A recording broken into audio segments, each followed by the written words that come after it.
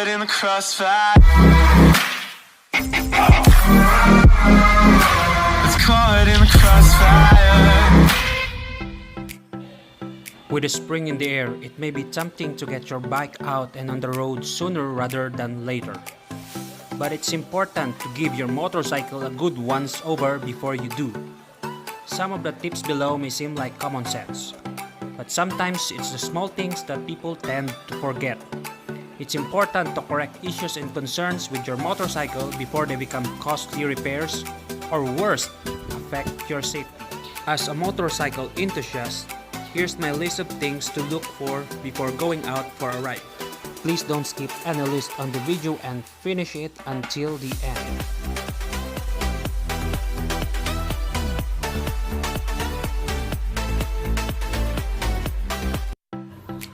Examine the frame regularly for cracks on the gussets, accessory mounts, and welded joints. Also, check for paint lifting, which may indicate a sign of stress to that area of the frame. Look for any unwanted movement. This can be done by moving the suspension up and down while turning the handlebars left and right. It should move freely with no binding or tight spots. Raise the wheel and check for any unwanted play or movement at the mounting locations. The swing arm should not move side to side, but be able to freely swing in an up and down motion.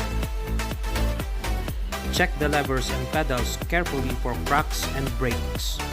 Make sure all of the mounting locations, including the handlebar mounts, are tight. Look for fraying and kinks on all cables. Look for any loose or fraying chapping insulation, missing clips, and broken wire looms and ties. If you find any, repair or replace them. Take a look at the routing of the wires to ensure they're not being pinched or interfere with steering or suspension movements. Check for cracks, fading, and loose mounts and joints. When adjusting your mirrors, they should stay where you set them, but still be loose enough to readjust without much effort.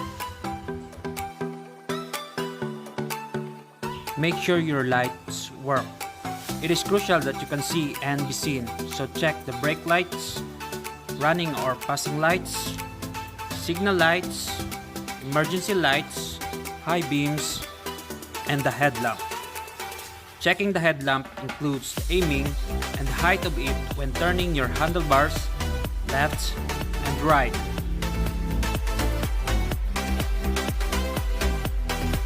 Examine your tires. A tire blowout can occur suddenly and without warning, so make sure your tires are in good condition for safe riding. Check tire pressure by using a pressure gauge.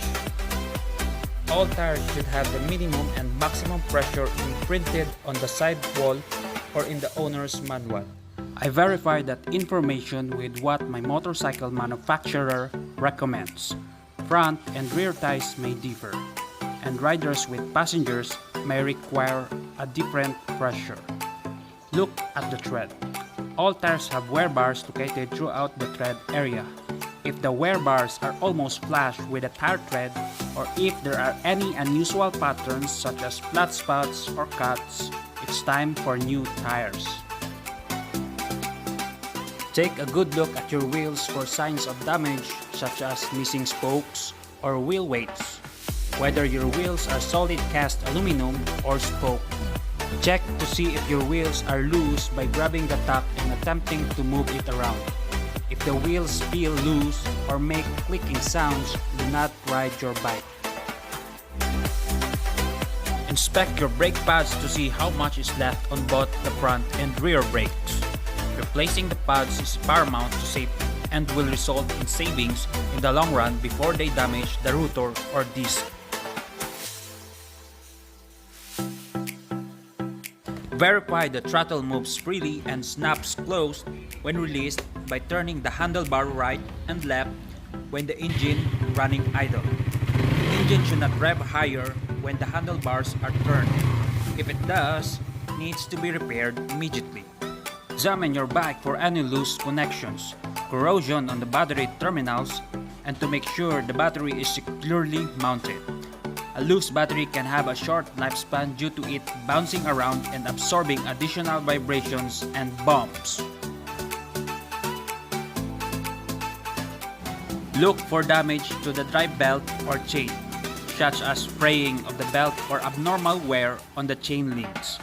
If your bike uses a chain, check for buildup of debris and to see if it's due for lubrication. Look at your stand closely to see if there are any cracks or bends. Check the retention spring and make sure it's in good shape and holds the stand tightly in position. Check coolant. Some motorcycles are liquid cooled and need special attention to coolant levels and cooling fans. Look for debris on the radiator and leaks in all hose connections. But remember, the systems are under pressure and shouldn't be opened when hot, so pay attention to the warning labels. Check levels as per the owner's manual. Look at the condition of the oil and change if required. From my experience, synthetic oils can handle higher temperatures and seem to last longer between oil changes. Since there are many bike designs out there, follow your manufacturer's procedure to verify the levels and types of oils needed for your bike. Most front and rear brakes use a master cylinder with a glass sight to see the levels.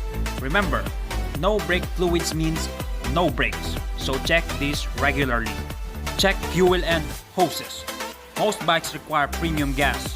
Even though your ride may be able to run on regular fuel, you might notice poor performance and pinning sounds under the acceleration or heavy loads.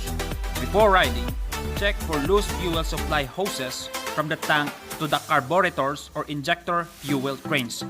If there are signs of even a small leak, get it repaired immediately.